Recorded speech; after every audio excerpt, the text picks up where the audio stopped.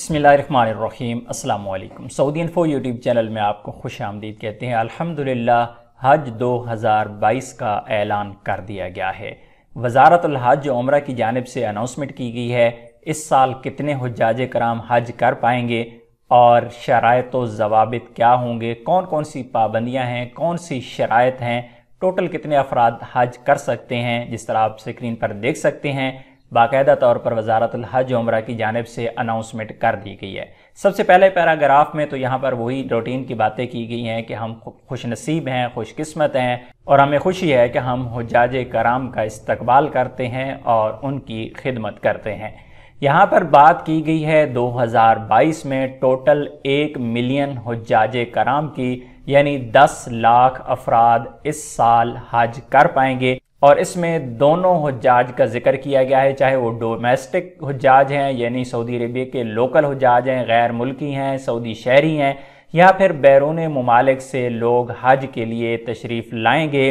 तो टोटल तादाद 10 लाख की रखी गई है। अभी तक नहीं बताया गया कि कोटा कितना रखा जाएगा, लोकल हुज्जाज के लिए टोटल कोटा कितना रखा जाता है, बैरून मुल्क से आने वाले टोटल हुज्जाज की तादाद कितनी रखी जाती है और किन किन ममालिक को कितना कोटा दिया जाता है। ये सारी अनाउंसमेंट्स बाद में होंगी, लेकिन टोटल 10 लाख अफराद इस बार हज कर पाएंगे ये कहा गया है। मज़ीद यहाँ पर पाबंदियों का जिक्र किया गया है। सबसे पहली जो पाबंदी लगाई गई है वो है उम्र की। 65 साल से ज़्यादा उम्र के अफराद हज नहीं कर पाएंगे। अगर आपकी उम्र 65 साल से कम है तो इंशाअल्लाह अगर आप हज का इरादा रखते हैं तो आप हज के लिए अप्लाई कर सकते हैं।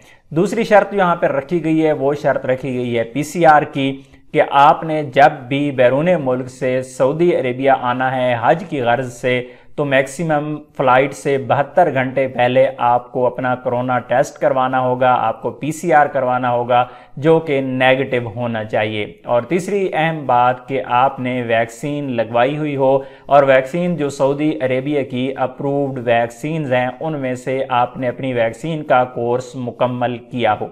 याद रखिएगा पिछले साल 2021 में 58,745 अफराद ने हज का फरीज़ा सरंजाम दिया था।